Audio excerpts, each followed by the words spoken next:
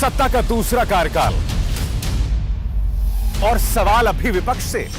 सवाल तो उससे होगा जिसके हाथ में ताकत हो, जिसके हाथ में पुलिस हो, संस्थाएं हो और मीडिया जिसके सामने नतमस्तक हो। सवाल तो उससे होगा ना। हम लेकर आए खबरों का एक ऐसा शो जिसमें सवाल होंगे सीधे, बेलाग और बेबाक उनसे जो सवालों से बचते हैं, जिनके हाथ में ताकत है।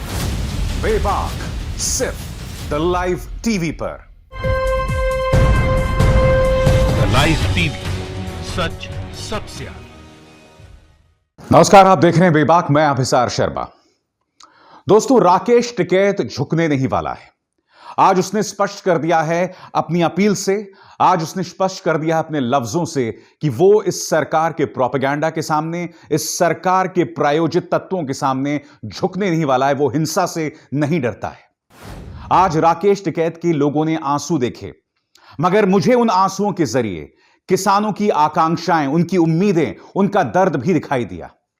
क्योंकि वो किसान सिर्फ अपनी मांगों के साथ सिंघू, शाहजहांपुर, टिकरी, इन तमाम जगहों पर मौजूद था, गाजीपुर बॉर्डर, तमाम जगह पर मौजूद था सिर्फ अपनी मांगों के साथ। मगर उससे बदले में क्या मिला? एक सरकार से बातचीत का ढोंग, 10 राउंड की बातचीत का ढोंग, और समानांतर तौर पे शुरू से ही लगातार उसे बदनाम करने का प्रयास किया गया। सबसे पहले मैं चाहूंगा आप सुने राकेश टिकैत के शब्द। किस तरह से राकेश टिकैत इमोशनल हो जाते हैं, किस तरह से वो कहते हैं कि मैं नहीं झुकने वाला हूं। वो कहते हैं कि मैं पीछे नहीं हटूंगा और अब मैं अनशन पर बैठ रहा हूं। क्या कह रहे हैं राकेश टिकैत, सुनिए।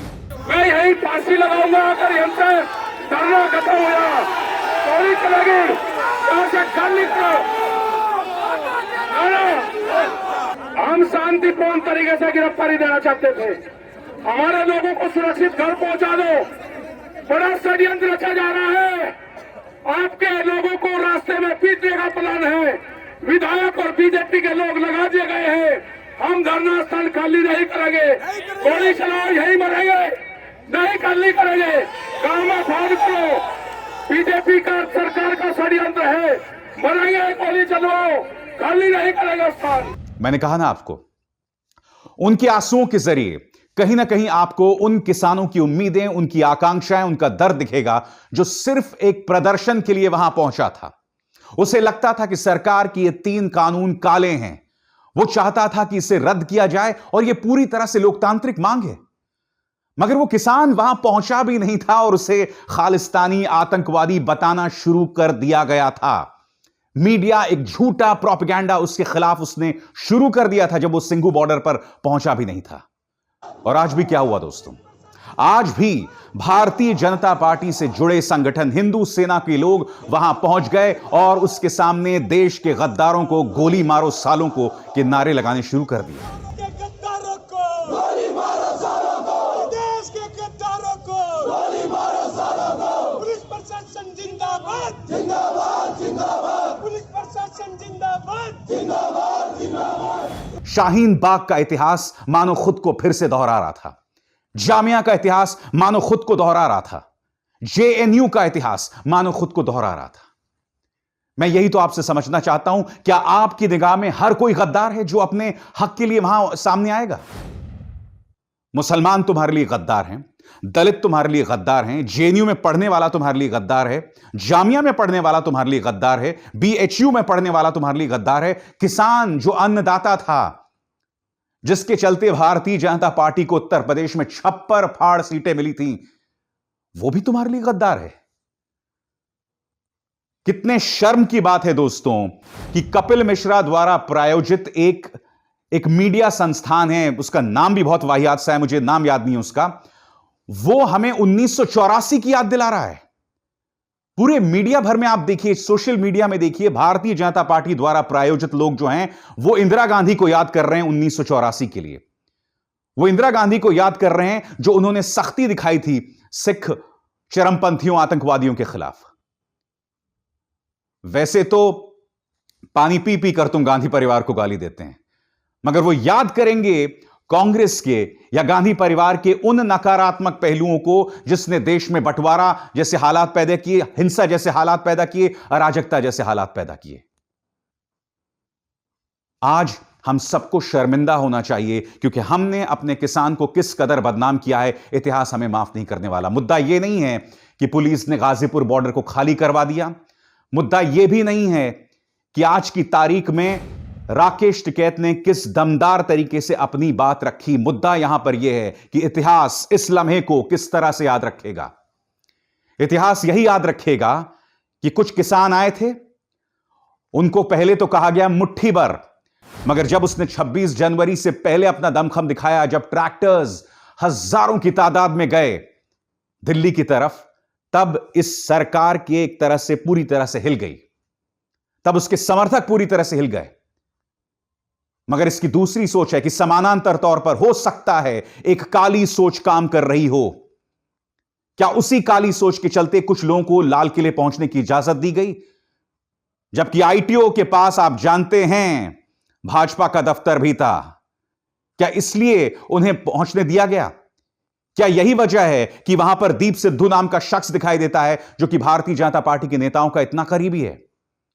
क्या आप भूल गए कि उसकी तस्वीरें सनी देओल के साथ हैं, प्रधानमंत्री नरेंद्र मोदी के साथ हैं और देश के गृह मंत्री अमित शाह के साथ हैं? और फिर जब किसान उससे पूछ रहे थे कि तुमने आखिर क्यों हमारे आंदोलन को बर्बाद किया, तो वो भाग गया था। एक और सवाल मैं आपसे आज पूछना चाहता हूं। आज घर घर में इस मीडिया के झूठे घटिया प्रोपेगेंडा के चलते यह बताया जा रहा है कि किसान ने हमारे तिरंगे का अपमान किया। आज मैं आपसे सवाल पूछना चाहता हूं, कैसे अपमान किया? क्योंकि लाल किले में तिरंगा फहराया जा रहा था, उस तिरंगे को किसी ने नहीं हटाया, नंबर एक। नंबर दो, निशान साहब का ध्वज वहां फहराया गया, जो मेरे हिसाब से गलत था, मगर यह निशान साहब वही है जो प्रधानमंत्री ने अपने सिर पर बांधा था साफे के तौर पर, या जो गालवान घाटी में लगाया गया था। या फिर 26 जनवरी में पंजाब की जब झांकी निकली थी, उसमें भी निशान साहब का चिन्ह था। तो फिर यह निशान खालिस्तानी कैसे हो गया? और सबसे बड़ी बात, अगर तुम्हें लगता है कि किसी ने तिरंगे का अपमान किया है, तो यह वीडियो जिसमें आप देख सकते हैं कि पुलिस एक ट्रैक्टर पर 2 तिरंगे लगे हुए हैं और उससे वो मार रही है, लाठी से तोड़ रही है, उसे हटा रही है उन तिरंगों को, आप इसको क्या कहोगे बताओ? इन तस्वीरों को देखने के बाद क्या मैं इस निष्कर्ष पर आ जाऊं कि चूंकि अब तुम किसान को देशद्रोही बोल रहे हो, सिर्फ एक तस्वीर के जरिए जो कि पीटीसी पंजाब में आई है, जिसमें एक व्यक्ति को तिरंगा पकड़ाया जाता है, मगर उस तिरंगे को वो झिटक कर फेंक देता है और फिर वो निशान साहब का झंडा फहराता है। वही पीटीसी पंजाब का वो वीडियो ना, जिसे संबित पात्रा ने भी अपने ट्विटर हैंडल पर चलाया था। अगर वो किसान की देश के साथ गद्दारी का प्रमाण है, तो अब मैं आपको एक वीडियो दिखा रहा हूं। इस वीडियो में देखिए फिर से किस तरह से पुलिस जो है वो तिरंगे को लाठी से मारती है, फिर एक अर्धसैनिक का बल उस तिरंगे को उखाड़ देता है। मैं आपसे पूछना चाहता हूं, आप मुझे बताइए कोई ऐसी तस्वीर जिसमें किसान ने तिरंगे को फाड़ दिया हो या तिरंगे को लाठी से मारा हो। और हमें तिरंगे का सम्मान करना कौन सिखा रहा है भाई? आरएसएस और उसकी सहयोगी संस्थाएं। भारत छोड़ो आंदोलन हुआ था तो 2 संस्थाओं ने उसमें भाग नहीं लिया था, आरएसएस और मुस्लिम लीग। मुस्लिम लीग पाकिस्तान चली गई, आरएसएस अब भी यहां पर है।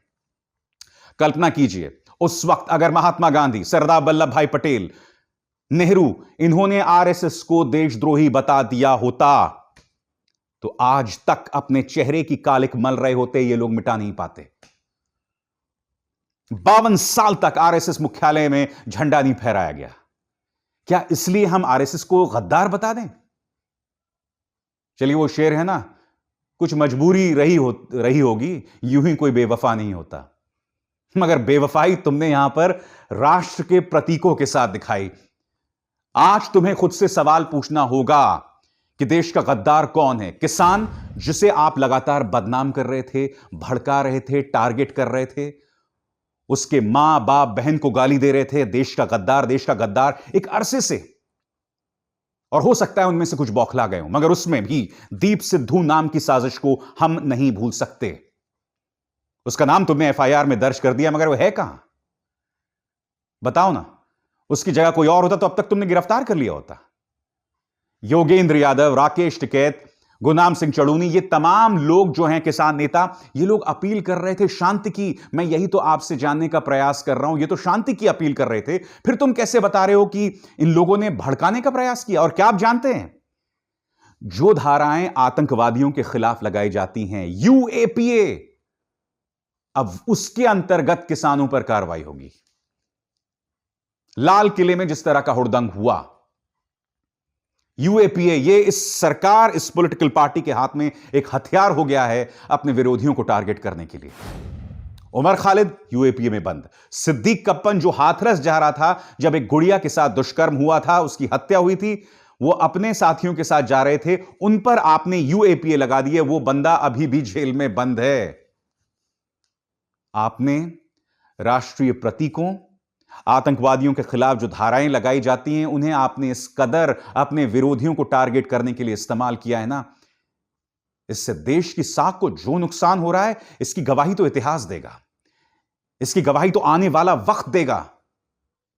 मगर अब तुमने तमाम हदों को पार कर दिया। मैं नहीं भूला हूं रक्षा मंत्री राजनाथ सिंह ने क्या कहा था। क्या कहा था याद है कि नहीं तुम्हें, कि सिखों के राष्ट्रवाद पर कोई सवाल नहीं खड़ा कर सकता। अरे यही किसान हैं जो वहां जो प्रदर्शन कर रहे हैं, उन्हीं के बेटे जो हैं बॉर्डर पर आपके लिए गोलियां खा रहे हैं। उन्हीं में से कुछ रहे होंगे उन 20 जवानों के शहीद जो गालवान घाटी में मारे गए थे। और जिन लोगों ने उन 20 लोगों को मारा था, जिस देश ने उन्हें मारा था, चीन, वो अब तक वो शब्द मेरे प्रधानमंत्री के मुंह से नहीं निकला है। पुलवामा में मेरे 44 जवान शहीद हो गए थे। क्यों मारे गए थे, इंटेलिजेंस फेलियर क्यों था, उस पर कोई बात नहीं करना चाहता। जो भी उस पर सवाल खड़ा करता था, उसे देशद्रोही बता देते थे। मगर उसकी शहादत की रोटियां तुमने खूब सेकी, वोट हासिल किए, तुम फिर से सत्ता में आ गए, पुलवामा के ऊपर पूरा एक नैरेटिव चला के, पूरा एक प्रचार, एक झूठा प्रचार चला के। पुलिस के खिलाफ जो हिंसा हुई, उसके खिलाफ उसकी कोई भी समर्थन में नहीं है दोस्तों। मगर जब एक टकराव के हालात होते हैं तो असामान्य हालात होते हैं। मैं आपको ढेरों मिसालें बता सकता हूं दिल्ली पुलिस की। जामिया के अंदर क्या हुआ था याद है? पुलिस खुद ही सीसीटीवी कैमरे तोड़ रही थी, भूल गए आप? अब आप पुलिस के समर्थन में नारे लगाएंगे। पुलिस प्रशासन है भाई, प्रशासन की जवाबदेही होती है। प्रदर्शनकारी आपका नागरिक है, देशद्रोही नहीं है।